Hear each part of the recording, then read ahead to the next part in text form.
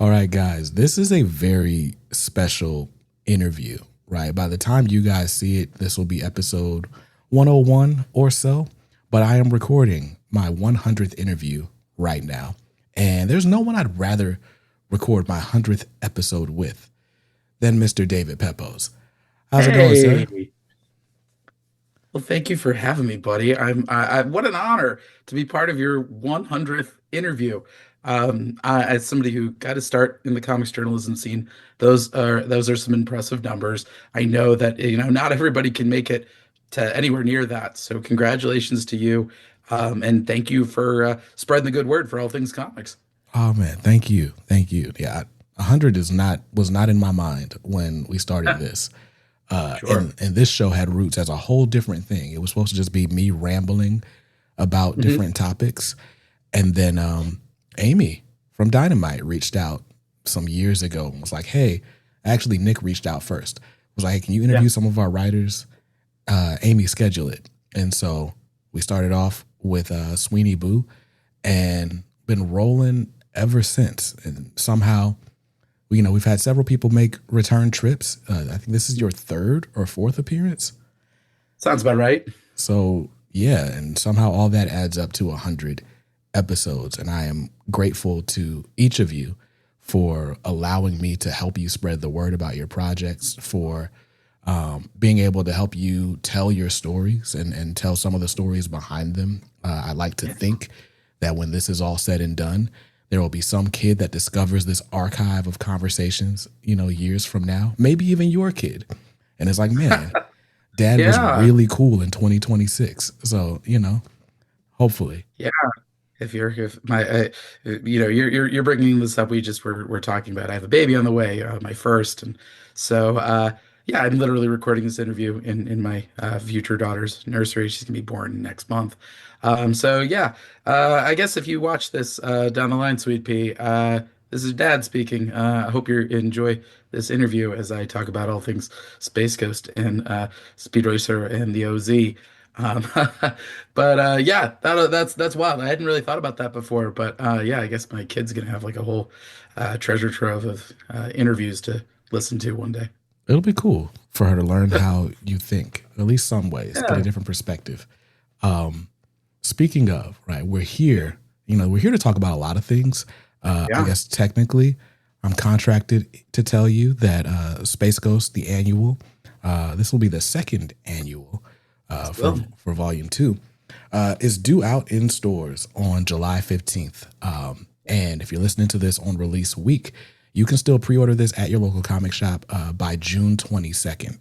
So, and help me out. Will this be the finale? It seems that way, or maybe it's not. so our Space Ghost annual, which is up for pre-orders now, it's coming out in July. It's the capstone to Space Ghost Volume 2, but it is not the end by any means. You know, this second season of Space Ghost is kind of an interesting beast. When Dynamite first approached me to write the book, they had offered me a very generous runway. The Joe Rybant, my editor, said, what do you think you could do for a year? And I kind of twisted his arm a little bit and I said, what if we did 12 issues in an annual? Because then I could really build up a nice story involving Space Ghost as this cosmic vigilante and how he meets his sidekicks, Chan and Jace, for the first time, and how we sort of build up to his classic rogues gallery in the Council of Doom. And so it was around like issue 10 that Dynamite and I kind of had the same idea at the same time, which was, what if we didn't have to stop this book? And so I already started kind of seeding breadcrumbs in issue 10 that would kind of turn into volume two. Um, Unlike volume one, which had a very strict runway, volume two kind of was kept growing. Joe first asked me, "What do you think if we did five more issues?" And I already had our big villain in mind of Tempest the Time Master, and I sort of countered to Joe, "Well, I can make five work. I'm a professional. I can make anything work." But we spent 11 issues building up to the Council of Doom, and that's why it kind of hit when they came together, is that we'd spent all this time developing them. Five issues to build up Tempest is tough, knowing that we would need to do it. Three of those issues would have to be entirely about him. So I countered and I said, If we could do, I believe it was eight, I said we could introduce Jan and Jace's grandfather, Dr. Henry Contra, who we transformed into the villainous antimatter man. And I was like, that way we can kind of keep playing on that theme of Space Ghost and these kids as this found family and sort of the steps forward and the occasional steps back. And so Joe was like, yeah, I think we can make that work. Well, I want to say by like issue two. Joe was like, add in another issue. And so, we had Tarko the Terrible. And then as I was, finishing that, it was like, let's add two more. And so that gave us the Space Sharks and the Empire of Glass. And then shortly after that, I was finishing up that, and we're getting into San Diego Comic-Con. I'm like, Joe, if you give me two more, I can fit in the space vampires and the sorceress. And so at that point, we'd sort of like built this thing, kept building and building and building. We finally wound up at 12 issues. And two things happened. First was Dynamite had approached me talking about possible crossovers. We'd actually started by talking about possibly doing a crossover with Captain Planet, which I also wrote, and I do love that character a lot, and it is a lot of moving parts, both for Captain Planet specifically, but also that kind of crossover. And so, again, I sort of countered and I said, you guys do have another license that I think would really fit in very naturally. And so there was that happened. And then also, as I'd sort of turned in this outline for this crossover, as I'm about to start writing issue 12, Joe messages me and he goes, listen, volume one was 13 issues. Volume two can't be 12 issues. We need it to be 13 now. And then in the moment, I do remember kind of going in my office and like scraping into a pillow for a minute, because issue 12 was originally written to be the end of the volume. And really, when I wrote it, it was supposed to be the end of the run. And of course, I took a few minutes and then I realized, of course, no, Joe is doing me a huge favor because you never turn down more runway. You can always find cool stories to fill the space. And pardon me, as I realized, issue 12, which will probably be out by the time that this interview goes live, um, is sort of our big blockbuster finale to Tempest the Time Master. It's an oversized issue. Um, that said, beating Tempest is going to come at a cost. And at first, I was like, oh, I don't really have a lot of room to explore that kind of emotional fallout for beating Tempest. And so Joe giving me that extra issue actually wound up being a big help. And so our Space Ghost annual, it's kind of a bookend to the first issue of volume two, which started off as a conversation. That story was about Jan and Jace meeting their grandfather, Dr. Contra, for the first time.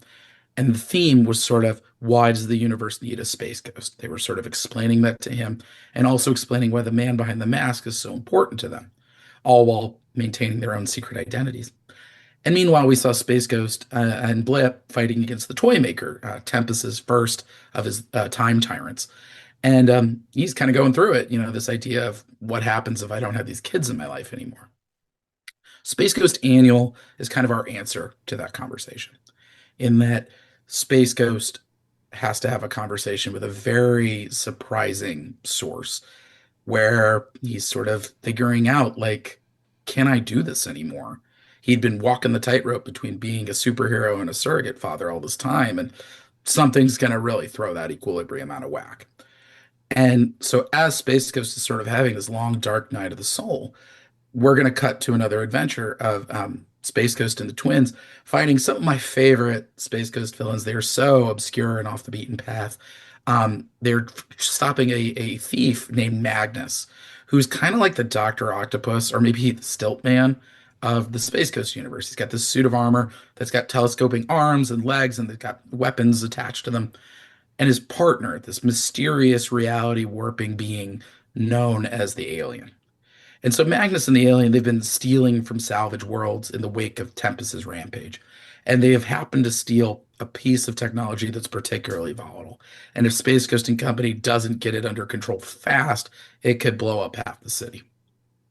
Without spoiling too much, Magnus and the Alien, this heist is more than meets the eye. There is something to it that our heroes are not aware of. And when Space Ghost kind of finds out what that is, it's going to make this crisis of faith come to a head. And so it is sort of this conversation of, Does the universe still need a Space Ghost? Can I continue in this role? Do these kids still need me? Can I live this life and keep these kids in it? And what do the kids think about all this? And so it's a really nice emotional bow, kind of to wrap up this sort of second season storyline. But it also tees up what we've got coming next. And I'm really excited. They've mentioned it in the solicits, and they are going to show up towards the end of the annual. But we're expanding Space Coast Universe in a big way. We are bringing in Alex Toth's other iconic sci-fi adventuring team, the Herculoids, into the mix. And so that's going to tee us up for our big September event, Space Ghost and the Herculoids. That's going to kick off a 5-issue event starting in September, where we're going to see Ghost Planet's greatest champions fighting against the defenders of Amzot for the first time. And yeah, it's really fun, similar to Space Ghost, similar to Speed Racer. I watched every episode of the Herculoids to sort of like wrap my mind around like the mythology and how all these characters work. And I also read all 10 issues of Tom Zinagowski's amazing run on Herculoids as well. And our story fits in within his continuity as well, but also builds on top of it. You know, Watching different episodes of it really kind of made the Herculoids make sense to me. For those who aren't familiar with what the Herculoids are about, imagine if Conan the Barbarian lived in space, married Shanna the She-Devil, had a son who was like teenage Tarzan, and then hung out with a pack of interstellar kaiju to defend their jungle planet against pirates and industrialists looking to pillage their ecosystem. That's the Herculoids in a nutshell. We've got Xandor, the space barbarian, the patriarch of the family, who used to spent his childhood fighting in the arena as a gladiator of kyanite, side by side with his battle beast Tundro, the living tank. And he fought. He was about to die in battle against the Emperor's enslaved protoplasm Kloop before he's rescued by his future wife Tara, who crashes in riding the Star Dragon Zok and is flanked by the mighty rock ape Igu. She was raised by the village elder Corsac, and as sort of the daughter of this political figure, of course, she's a little bit of a rebel. She's been sort of leading a band of freedom fighters on the side because she believes that Amzot is a free world and everyone on it should be free. And so that's sort of the context that we really kind of breeze through very quickly in the opening pages of this event, is establishing this new continuity of how Xandor met his wife and how she really taught him how Amzot is more than just blood and sacrifice and pain, that it's a beautiful, dangerous, strange alien world that's worth fighting for, and that it gives him this new sense of purpose that sort of is made manifest when their son Dorno is born. And so that sort of family, that's Xandor's second chance. And the bad old days of when he was a gladiator of kyanite are well behind him. He's now become sort of the defender of Amzot from threats within and without. He's built this family that fights in the trenches with him every single day. It's given him joy and purpose and meaning. It's a second chance. Well, it was his second chance. When Space Ghost meets Xandor for the first time, something has happened and he has backslid almost entirely. And that's going to be like some of the dramatic friction between these characters when they meet for the first time. It's all rooted in sort of this new mythology that we're kind of building out around the Herculoids and the planet Amzot, and how does it all work? In the original cartoon, the Herculoids had something called energy rocks. They were literal things that they would put in their slingshots. They were explosive rocks. But there was an episode that I watched called The Purple Menace, where it was discovered that enough of these energy rocks could mutate the local flora and fauna. And so I thought, that's an interesting concept. And so I sort of built my understanding of the Herculoids around what I'm calling quasarite, sort of an official name for the energy rocks. And basically, it is responsible for sort of the hypermutations on Amzot. It's something that if a direct exposure to it can give you temporary enhanced strength and speed and durability. Xandor and his Herculoids, due to their own unique physiology, they've been metabolizing it their entire lives, so they are really strong. But also, this material is a raw conduit of cosmic energy. So it can power ships, and it can power cities, and it can power weapons, and it can power bombs. And that means Amzot's not going to stay hidden forever. And so somebody is going to make a play to try to steal Quasarite, and it is going to go sideways badly. And that is going to send Xandor and his Herculoids in the warpath. So this is a really fun story. I'm about halfway through writing it now. Hmm. But this is sort of Jonathan Lau and I's biggest swing on Space Ghost to date. This is our first experiment with long form storytelling, in that this is going to be a big 5-part event. Because we've spent 2 years building up Space Ghost, I wanted to make sure that the Herculoids first story our in our universe is it would be as big as we could make it. But yeah, it's fun to kind of inject a little bit of science fantasy Yeah. into this superhero story that we've been telling. And I can tell you that the Herculoids, both as characters, but also, there's supporting cast, their villains, the iconography. It really sort of adds so much to this universe that Jonathan and I have been building in the main Space Ghost book. So, yeah, this Space Ghost Herculoids event, that'll be a 5-issue miniseries kicking off in September, and that's going to lead us to year 3 of our Space Ghost run. Man, man. All right.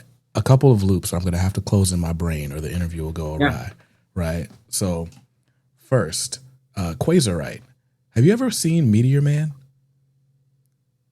Oh man, was that what they called it, Meteor Man? I saw it as a kid, but I haven't seen it in many years. So, Is that what they call it? yeah, Meteor Man is the Robert Townsend starring. Well, he I directed. saw it in theaters. I know exactly the movie you're talking Okay, about. got you. Yeah. Oh yeah, yeah, yeah. So for the audience, Meteor Man may be the first black superhero film. It stars Robert Townsend, aka the dad from Parenthood, who, while after his car gets robbed on the way to a musician gig, he is in a back alley just trying to sort his life out and gets struck by a meteor. This meteor gives him all sorts of superpowers. He can touch a book and for 30 seconds know everything that's inside this book. He can see through clothes and walls and all the things. He's got the flight and super strength. At some point, he can like conjure clouds and make it rain and grow like mutated vegetables. He can do all sorts of nonsense because he touched this meteor. And they never gave it a name. It was just a meteor. Okay. It wasn't Quasarite. I literally was just Googling that. I was getting super worried. Yeah, the way I think of Quasarite, the way I framed it to Dynamite and Warner Brothers in my pitch, it's kind of like reverse kryptonite. Mm, In that you can use it for things, and yeah, direct exposure to it. It's not so much like you have to ingest it. mm, And so you'll see it in the first issue is that somebody crushes one of a Quasarite crystal and breathes it in, and then suddenly they are juiced up. And so, yeah, it's one of those things. We're going to kind of play around with all the different applications of Quasarite in this. It is going to sort of play a fun and unique role in this story. But yeah, I kind of like the idea.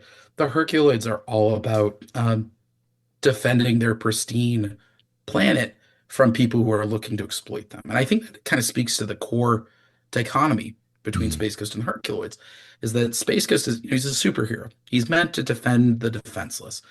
And while he operates outside of the strictures of the law, while he's a vigilante who knows that, there is corruption in the ranks, I think Space Ghost still, he still follows the spirit of the law. I think he defends the Galactic Federation. He is a defender of the status quo when you boil him down. Xander and the Herculoids are firmly anti-establishment. What has the establishment ever done for them besides try to rob them and try to enslave them? And so I think it's an important difference that the Herculoids' mission is to protect people from enslavement and exploitation. And so, whereas Space Ghost is not, he doesn't kill. The Herculoids, that's not maybe their first option. It's not their go-to move, but if a couple eggs break, that's how you make an omelet, is sort of their opinion. And so, yeah, it's kind of like interesting to have something like Quasarite that really sort of speaks to everybody wants a piece of Amazon. Mm, And Xandor, not only is he trying to keep like actual various nations of Amzot from invading each other on the planet Amzot, they're the closest thing there is to a nuclear deterrent. If you want to mess around with your neighbors, you better think twice because Xandor and his Herculoids might be, busting up your backyard. Um, so having something like Quasarite as sort of a symbol of that vulnerability of that one of a kind natural resource, the secrets that Amazon holds. mm, I think that really kind of speaks to the importance of the Herculoids in that sort of general sci-fi constellation that Alex Toth created. Space Ghost and the Herculoids teamed up quite a bit in the 80s, in the Space Stars revival. And I've always liked this idea of if our Space Ghost is this ultimate found family story, what happens when they meet another family from the opposite side of the cosmic tracks? Ones who are strange and do things differently, but they have the muscle to back it up. And at the same time, despite all of these differences, I think the key thing that Space Ghost and Xandor are going to find common ground on is that they're both fathers that love their kids, mm. who will do anything to protect them and keep them safe. And I think that's going to go a long way towards helping them settle their differences. But it is going to take a couple issues for them to get there. We're going to have some big fireworks. I think these are some of the biggest action-packed issues that Jonathan and I have worked on to date, and we've got a lot of fun stuff coming ahead. I have to pause just to note, right, Yeah, or exclaim that David and Jonathan have David and Jonathan, sorry, but David and Jonathan have perhaps like the most consistent run on a book that I've read in quite some time. Like you guys have put yeah, together all 24 so far of these issues. yep. Um, Single writer and artist team. Like I guess we're not beating the Ultimate Spider-Man record or anything, but like that feels like a record in today's world. It's definitely right now. We're still kind of figuring out exactly what the final runway is going to look like with Dynamite. I'm still kind of hashing out certain bits of year three, but we already have the final arc already written out, so we know how this run's going to end. So it's just figuring out how many issues we have along the way. Um, right now, I believe we're committed to 44 issues. I would like to get us to 50 because at that point, why not? And yeah, I know I've mentioned that to Jonathan is that I'm not sure the last time that there's been a consistent writer artist team on a superhero book for 50 issues since Bendis and Bagley. I think even you know, Scott and Greg on Batman, they still had fill-ins. Mhm. Um, and so that would be kind of neat. That would be a real feather in the cap. I think Jonathan can pull it off. I mean, he's fast. I mean, that guy can draw two books in a month Mm. if you let him. I think he is drawing a second book right now, if I'm not mistaken. So yeah, it would be really nice to kind of get to do that because I love working with him. I think this book is just as much his as Jonathan's as it is mine. He's really gone above and beyond to making these characters his own, and you'll see it with the Herculoids as well. I mean, the various creatures that he's drawn look amazing, but also even just like Xandor and Tara, his wife, I was really surprised. Like you feel the heat coming off the inks. Like Mm. those two are into each other, at like almost like 300, with Leonidas and his wife. Mm. So I was like, yeah, he's amazing. I'll work with him as long as he'll let me. And I'll stay on the book as long as Jonathan wants to. He's that good.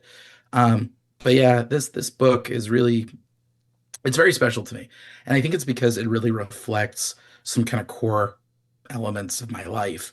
Um, I've mentioned it in other interviews, but I think it was like around issue four that I realized um, I'm the older brother of triplets. My younger siblings are about 9 years younger than me, almost to the day, and I it wasn't until issue four I realized that's what I was really writing about with this series is the day that I started counting everything in threes. Mm. In that as an only child, I had a system, you know, I knew what, my life was going to look like. And then suddenly I feel like the dinosaur watching the meteor come. And, it kind of blew up any sense of structure or routine in my life. And so you're frantically trying to figure out what the new normal is and how do you kind of keep these kids alive and not break them or yourself. And yet once the dust settles and the chaos finally subsides, you realize, oh, like these kids have made you grow and they've introduced you to sides of yourself you didn't know you had. And I think it's funny. You'll see, particularly in the Space Coast Annual and also in in this event that's coming up, you'll see like, oh, you'll read certain things where you're like, oh yeah, this is definitely written by a guy who his wife's pregnant, and this is, an issue where like, okay, like his wife's currently in the third trimester. It's amazing to sort of see how much this series in particular, I think this idea of living for something more than just yourself, and how rewarding that is, in turn, and how much you learn about them, these children as you watch them grow and learn, but how much you learn about yourself as you see yourself reflected in them. Um, yeah, I think this book is really, in a lot of ways, it's helped me process a lot of things. So I love this book, and I'll write it for as long as long as Dynamite will have me, and as long as Jonathan Lau will draw it. Well, listen, Nick, I'm starting the petition today. We need 50 issues at least. And you know as well as I know that when you offer this 50 issue tome as a hardcover to be consumed via Kickstarter, it's going to go through the roof. I don't even have to sell it to you at this point. You know it's going to happen. I would love that. Write your congressman. Tell Nick you want 50 issues. I'm game for it. I'm going to tell Nick to run for Congress, and then I'll write him. So, but with this, right? Like, I guess especially among some of your most recent works, Yeah, and upcoming, family is certainly an essential theme. sure. We'll get to Speed Racer because that's been my favorite of your works as of late. Thank you.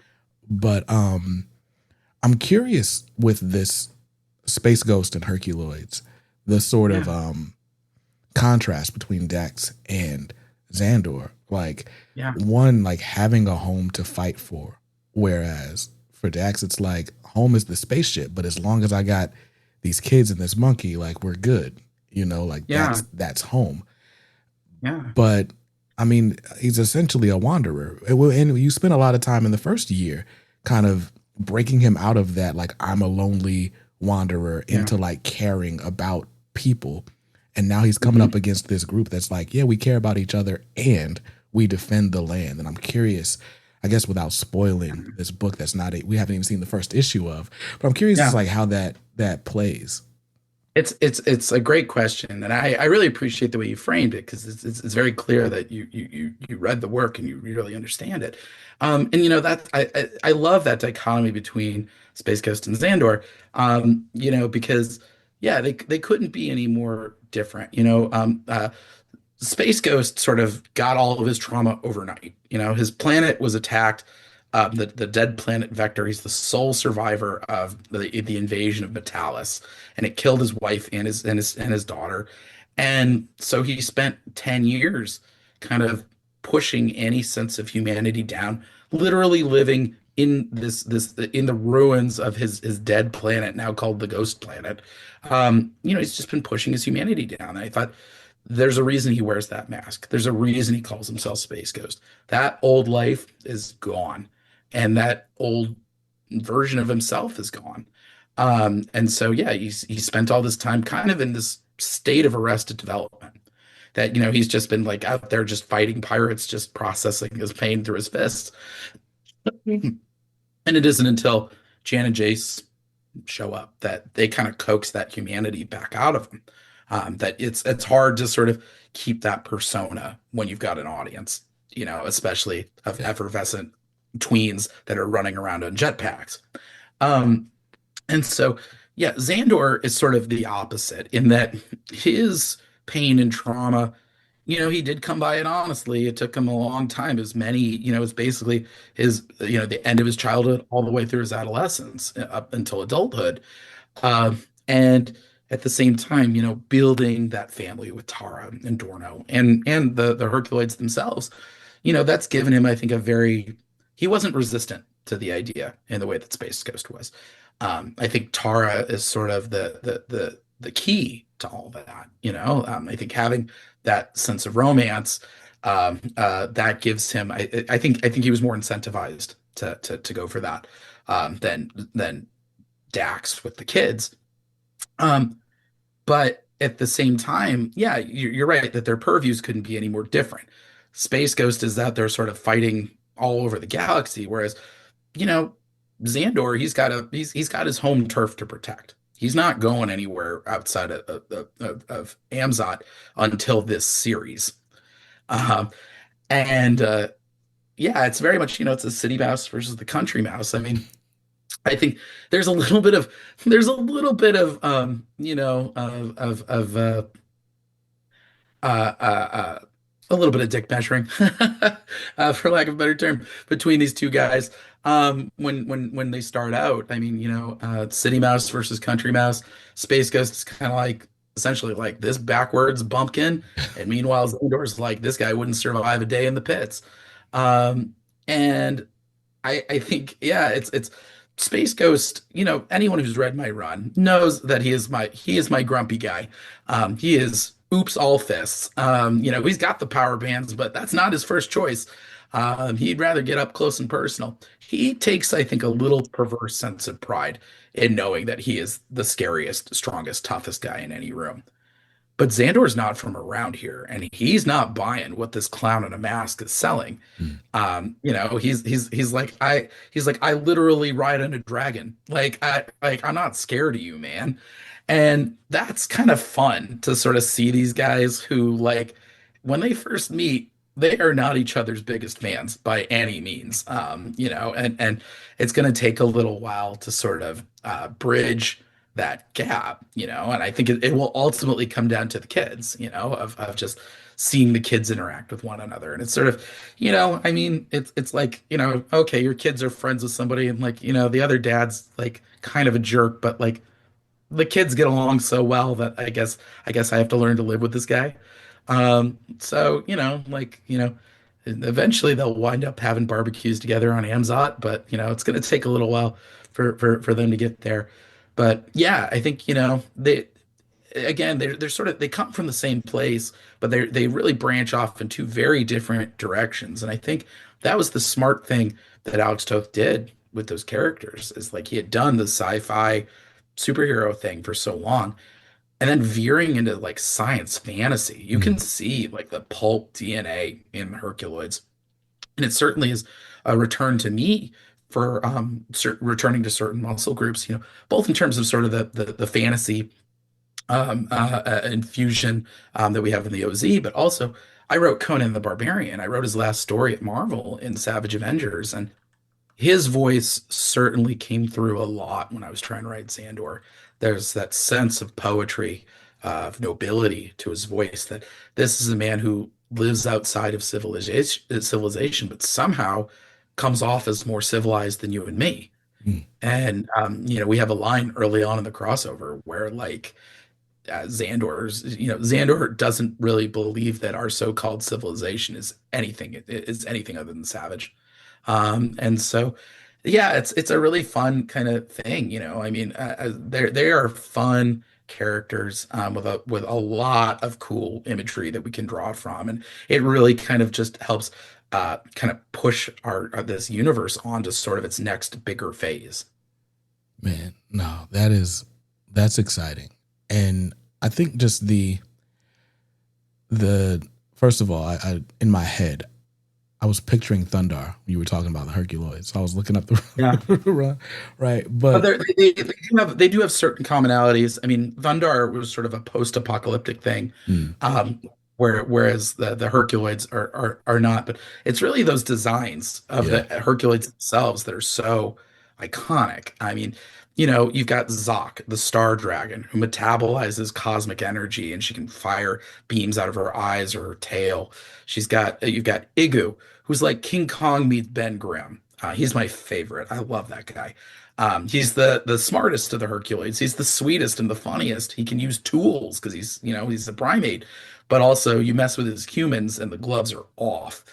And he is like surprisingly agile for being made out of solid rock. And you're going to see what that looks like in an urban environment in our series. You've got Tundra, the living tank, Xandor's battle buddy in the arena. He can fire projectiles out of his serrated horn, and he's also got these armored frills that are bulletproof. And then finally, you've got Gloop, this weird protoplasm that can shapeshift. And I love Gloop because I think it really speaks to the tone of the Hercules. You could without the Gloop, they're these noble barbarians, and there's something really regal and Game of Thrones about them. And then you add in Gloop, and it's like a little bit of Adam's Family like injected in there. Like it's a stark reminder that if something this weird and alien and kind of creepy is considered like the family pet, there's something a little different about these guys, but they are fully committed to it. They're like, there's nothing weird about this, even though you and I would be like, that's bizarre, not let that thing touch me. Um, but I also like Gloop. I don't think we're going to get into it in the series, but it's sort of my continuity, the outline that I wrote, which is the day that Tara and Xandor had their son, the day that Dorna was born. Gloop saw it, and somewhere in that weird alien brain of his understood exactly what was happening and split off into his smaller clone, Gleep, that basically has become Dorno's like loyal dog. And I think that kind of speaks to that story, whether or not we get it on the page or not, speaks to I think the core essence of the Herculoids is they are weird, they are from very different walks of life, and yet there's that sense of family, that sense of loyalty, that sense of love between all of them that transcends, even just speech and species. I have to imagine that Alex Toth was an animal lover. Like, I mean, my puppy Ruby has literally been sleeping next to me during every interview I've done this week. She's doing it right now. I go to the mat for my pets, and I think there's got to be something to that. With all these animal sidekicks that they put in there. And that's a trait that I really love leaning into in these books. Because, it lets you tell a story in a different way than you normally would, especially with characters that can't speak. Hmm. And so you have to have them kind of operate through pantomime. You have to have them operate through expression, through action, through what little tweaks you can do with a very limited amount of dialogue, like usually one bit of sound effect. But when you have a moment where Blip sees footage of Igu and is like, "That's the coolest thing I've ever seen in my entire life," and you convey that with one panel and one little scree, that's like so fun for me. You Hmm. get to really kind of um, deliver a lot of character with a minimum of dialogue. That's sort of my favorite thing to do. And I don't get to do it enough, but these kind of having so many animals in the cast, it makes for a really fun challenge of making sure that they still feel like three-dimensional characters. That's fun. So, all right. Well, obviously, I'm going to segue into Speed Racer, Sure. but what's interesting to me is like sort of the joy you get in speaking through different types of characters. And like, because one of the questions I always have for writers is like, how do you kind of like go in and out of like different stories in your head? Like, I guess to me, I don't know, I've done like essays and stuff, but like creative Sure. writing is just a different exercise. And so it's like in one world, it's like, hey, here's this guy with the protoplasm friend, and then here's this one where it's kind of straight up, we'll play Yeah. Vin Diesel, but with anime influences and stuff like we got all these different like mashups. How do you go in and out of these sort of ideas? Well, it's funny. Yeah, I get asked this question a lot, and my answer is always, I think, a little counterintuitive, in that I actually prefer it this way. I like having my projects each feel unique because every book I write, it ideally I would exercise a different kind of muscle group. So, for Space Ghost, there's a certain tone that I'm trying to hit. And knowing these particular characters and their voices and the kinds of threats they come against versus Speed Racer, which is sort of this larger than life sports drama that occasionally veers into crime as well. And thankfully having, very different artists tonally helps a lot. Because that does a lot of heavy lifting in terms of further establishing different tones. But I can tell you, like, one of the harder stretches in my career was when I wrote Moon Knight, City of the Dead, Punisher, and The Devil That Wears My Face concurrently. And that was really tricky because those three books all operated in a very similar headspace, of sort of a gritty street level character dealing with, whatever threats, and most of them didn't have any sort of powers whatsoever. And so you have to, that becomes very difficult because then it's like, how do I not just repeat myself? How do I make each of these books feel a little different? Whereas Space Ghost versus Speed Racer, where they live, what their goals are, what the type of threat is, the voices of the supporting cast, they all feel very different to me. So those are a little easier for me to, I think, bounce between. But yeah, that's also, I think, the reason why I always try to hop around genre is because I don't want to commit to any one genre and then get tired and get burned out writing it. Mm. Usually, once I finish a book, I try to kind of stay away from that genre for a little while. I always, by the time I'm done with a book, I'm sort of like, not sick of it, but I'm just like, I associate it with feelings of exhaustion. So I need to find something that won't. Yeah. But yeah, so it's one of those things. I actually prefer to bounce between kind of different tones. It really, it lets each part of my brain rest Okay. in between scripts. And so that means that I give myself a week or I give myself 2 weeks or 3 weeks. And usually by the time that I sort of return to that script, I am feeling a little bit more refreshed. Okay. So just process wise, because you typically have several projects going at a time. Do you Yes. like block out time and it's like, all right, you know what? Today I feel gritty. Let me go write this book. Or Um, is it more No, structured? well, so it's really based on which artist is going to catch up with me next. Okay. That's sort of how I kind of frame my schedule is just, usually everything revolves around Jonathan Lau, because that guy draws like a damn Terminator. That guy is so fast. That guy can draw 2 books a month if you let him. I think he is drawing a second book at this moment, actually, at this point in time. So like he, yeah, I always am trying to work double time to make sure I stay ahead of him. Whereas like Davide Tinto on Speed Racer, I know he's usually juggling multiple projects at once, and so like the schedule with him's a little bit more relaxed. But yeah, it's always sort of like who's about to finish the previous issue and can I sort of catch up to them? And I think, I hear of certain books where they've got like a huge backlog of scripts, and I never know how they do that because at least the projects I've worked on, it's always been sort of like, all right, we're offering you the book. Now you got to get started now. Yeah. And any lead time I had, I burned having to watch all the episodes. Mm. And so I I'm always writing just like a script ahead of schedule. I wish I had more buffer, but it's just the good part is that I'm writing enough books that it's hard to kind of write two scripts in a month of the same book.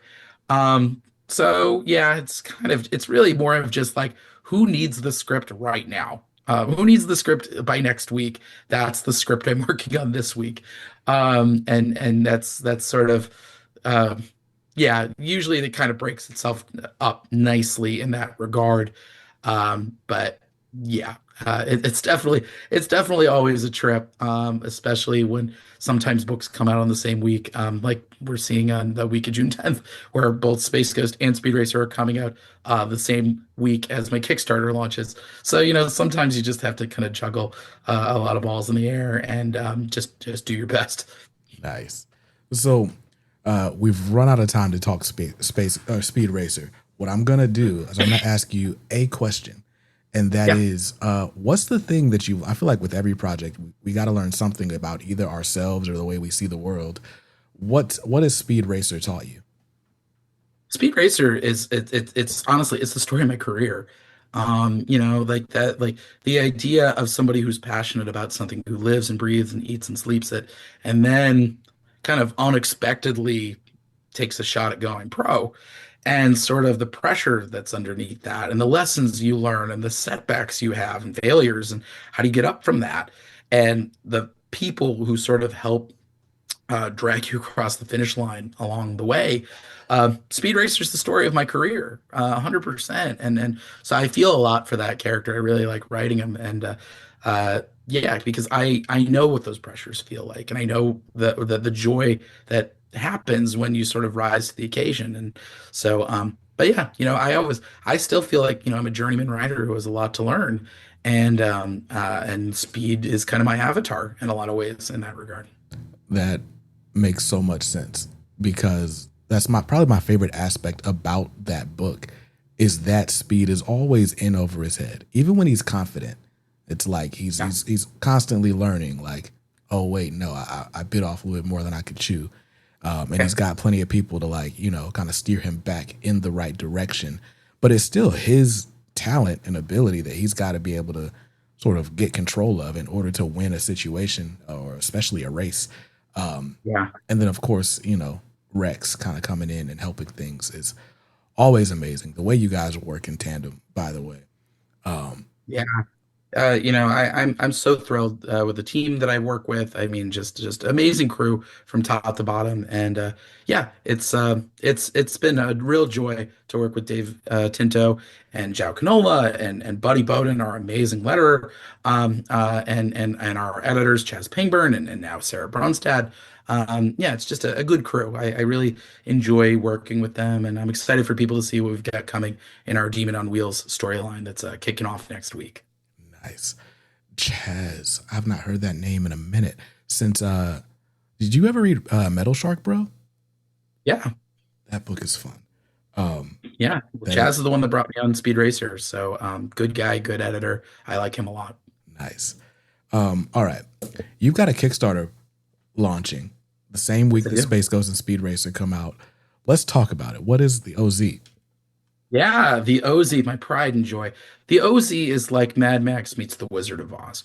It's the story of Dorothy Gale's granddaughter, an Iraq war veteran who's caught up in a tornado and stranded in the war-torn land of Oz, where she learns that her grandmother killing two wicked witches and then leaving on a dime, that didn't lead to a happy ending. It led to a power vacuum, not unlike Baghdad. And so now our new Dorothy has to team up with her grandma's former friends, the Tin Soldier, the Prince of Lions, Jack Pumpkinhead, in order to bring peace to the occupied zone, or as the locals call it, the OZ. So this book, it's been a long time coming. It's a near and dear project to me. We won the Ringo Award for our first issue a few years ago, but it's been in the works. Really, this third Kickstarter has been in the works ever since the last Kickstarter back in 2021. It's just been sort of a slow drip of getting the art together. This series has long been written. I wrote this thing concurrently when I wrote Scout's Honor and 10 Ton Titan Terrier in the early days of COVID. But I think it's easy to forget that I work for a lot of publishers, with monthly comics, something that's more self-published. It's easy to forget that the creators are human beings with real lives, and that's kind of what happened with our artist Ruben Rojas, our amazingly talented artist. Just kind of life got in the way, and that he got married, he had a baby. He was in Spain during the worst of COVID, which really kind of wrecked the whole country's economy. On top of, I believe there was something with either his parents or maybe his spouse's parents. I'm trying to remember. All while holding down a day job and trying to raise a child. And so our second Kickstarter, we fulfilled a little bit later than I wanted to. We basically, we underestimated how long Ruben needed to finish the book, and our printer got hit by a hurricane. And so, as soon as Ruben finished the inks on the last Kickstarter, he was already hard at work working on the next ones. But it took time. It was really kind of a slow drip, and I he and I kind of had a conversation about it. And my thinking was, I wanted this book to be consistent. I want people that when they read from beginning to end, that it's like a consistent, coherent storyline that has the original creative team from beginning to end. And secondly, I felt like I owed it to Ruben. That guy is the heart of the book. He's the magic behind the OZ. His designs are so incredible, and the way that he balances story and character work. And frankly, I wrote this series as a younger, less experienced writer. I pushed more on those pages than I would today. And so Ruben, navigated all that like a pro. It just took a little while for him to kind of Shawshank his way through those pages. So, it's one of those things. He and I were in contact almost every other week, from the last campaign until we finished the inks over the fall. And so then, Whitney Kogar, our amazing colorist, who's so good. She was kind of working on pages piecemeal, and so she finished off the pages around the end of the new year. And so early in the year, I did what's called the lettering pass. And what that is, for those who don't know what that is, you write a script, you give it to an artist, the artist draws it, and then you do what's called a lettering pass, which is you're looking at the pages and you're making adjustments to your script before it goes to the letterer in case, something doesn't match anymore, or maybe the line just doesn't work, or you've written too much and you need to trim stuff. Um, and that was kind of an interesting experience for me, looking back at something that I had written years prior as this younger, scrappier writer. Now that I had a lot more experience under me, figuring out, what are things I could trim? What are ways I could punch this up while still making the book feel like the previous two issues? And then, yeah, it's been in the hands of our amazing letterer, DC Hopkins, who finished all that off. And so there were certain things, of course, we wanted to sidestep. Kickstarter had their strikes in at the end of last year. We did not want to launch a campaign during that. We didn't want to launch a campaign during when the Trump administration invaded Venezuela. I did not think that was right either. But also the most important thing was we wanted to make sure that we launched when the book was 100% finished, and to make sure that I had a clean runway, that I didn't have other announcements from other publishers that were going to sort of cannibalize the spotlight on this book. I wanted to make sure that I had a 30-day window that I could push this thing as hard as it deserves. I know that our readers for the OZ have been very patient with us, and I wanted to make sure that when this campaign ends, when Kickstarter disperses the funds, we are immediately able to tell the printer, this is the final number, print it. We are also working with the amazing team at Laguna Studios to handle fulfillment, because if you haven't asked this, if you haven't thought about it, of course, a guy writing 4 books and with a baby on the way, you do not want him packing your books. You want a professional team to handle that, and Laguna Studios has handled fulfillment on many campaigns. And so we've been told by our printer and by our fulfillment team that they should, by the time the Kickstarter ends, I believe it's 3 weeks for the printer and then 3 weeks for fulfillment. We do have a December deadline on there, just to cover our bases, to make sure everybody gets their stuff by the holidays. But I anticipate people are going to get their books much sooner than that. And if you missed our campaigns, this is the perfect time to get on board. This is our third and final issue. We have catch-up tiers. So whether you prefer to read in print, whether you prefer to read in digital, whether you want to, you missed one campaign and you want to buy one issue a la carte, we've got those options covered for you. We've got early bird discounts for the first 48 hours because that really helps us stand out in Kickstarter's algorithm. If you're a fan of any of my other books and you have missed out, we will have all of my other series as add-ons. I have a stockpile of trade paperbacks for all of my series, specifically for this campaign. And so you'll be able to get them either as individual trades or in discounted bundles. So if you want the first 2 volumes of Space Ghost and the first 2 volumes of Speed Racer and the trade paperback of Captain Planet, we got a tier for that. If you want all 5 of my Marvel trades, we got a tier for that. If you want all 5 of my creator-owned trades, we got a tier for that. And then if you want everything, we've also got a tier for everything. So we're really trying to make sure that like any price point you can get involved in this series, because I do think it's some of my best work and it's some of the most gorgeous comic art I've ever had the pleasure of being a part of. Ruben and Whitney are just an amazing dream team. And I think when you see what happens with this campaign, when you see where our big storyline winds up, you're going to see that this book was worth the wait. Man, So I was already excited just looking at the coming soon page on Kickstarter. Like I didn't know Yeah. the OZ existed until you started promoting it just recently, right? Yeah. But now I'm more excited because I can get a copy of Spencer and Locke. I have come across like random issues of like Spencer and Locke 2, or Spencer and Locke 2 number 3, and so on. Yeah. And it's like I've not I can't find this series. So now I can Yeah. catch up. Been out of print. And we're sort of in the process of extricating the rights back from our delinquent former publisher. And But yeah, it feels prescient now that I ordered many copies of that book because before I signed up with my amazing team at Comic Sketch Art, I was lugging all of my books to shows. And so I ordered a lot because that book was my bread and butter for so long. Mm. And now I'm the only one with any copies left. And so I've been saving copies specifically for this Kickstarter because I know you cannot get it anywhere else. So yeah, if you want Spencer and Locke, I think I'm down to my last like I think I've got like 200 copies, or maybe even 250. But that's it. Once this campaign is over, it won't be until we do the inevitable reprint of that book. All right. I'm asking for the benefit of the audience, but really for me. What day does this Yeah, campaign launch?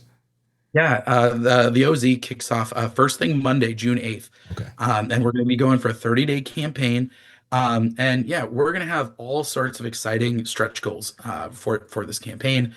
Lots of fun stuff coming. We've also got fun little add-ons. We've got enamel pins, and our fun Monkey See, Monkey Doom sticker. We've got all those that we'll be able to add as well. And then some really fun stretch goals that will be sort of debuting during the campaign. And just amazing variant covers. You'll be seeing variant covers from my friend Mon House, who has been doing covers for me since the beginning of my career. He did covers for our first two campaigns. We've got an amazing cover by Joshua Hood, sort of our homage to Carlos Pacheco's X-Men 80. We've got a really fun one from Serge Acuna, who's done work on Nightwing and The Flash. I will say we have done stretch goal covers before. Maybe there's something in the works there as well. I guess you'll have to back the campaign to find out. But yeah, and we'll have tiers that you can get all the covers as well, whether it's all four covers from this campaign or all 14 covers from the previous campaigns as well. Wow. Listen, man, I'm excited. I'm excited. I am too. So It's been a long time coming. This book, most books, when I finish it, it's sort of like you cross the finish line and you're just exhausted and you just collapse. But the OZ, because I started it so long ago, this was one of the first wave of books that I started after Spencer and Locke. mm, Because I didn't know if people were going to like the book, and if people hated the book, I was never going to do this again. It was the hardest thing I'd ever done. But people liked it, and so I came up with three concepts right after that: going to the chapel, my long gestating sci-fi book, Grand Theft Astro, and the OZ. And so I started writing this, I think it was in 2018 or 2019. We had developed it for a publisher and we made it to the 1 yard line. And the publisher, there was another fantasy series that wound up kind of knocking us out. But the editor, he did me such a solid, I'll never forget it. He said, "Listen, I'm really sorry this didn't work, but don't give up on this book." Um, and so the next week I found Ruben Rojas. And I think this book, the OZ, more than any other of my books, has been a leap of faith. You know, we self-published this thing. I believed in it so much, and we won the Ringo Award. And full disclosure, like this Kickstarter paid for my daughter's IVF. She wouldn't exist without this Kickstarters. We wouldn't have our puppy Ruby without that. This book really kind of was an eye opener for me. It was so empowering as a creator because now I don't have to wait for somebody else's permission to tell a story anymore. I can build a team. We can deliver something that we all believe in, and then we can sell it directly to readers and they will come. And that is something that's just it means the world to me. It means the world to my family. This book has changed my career and it's changed my life. And so I that's why I've been eager to get this book out. More eager than anybody, believe me.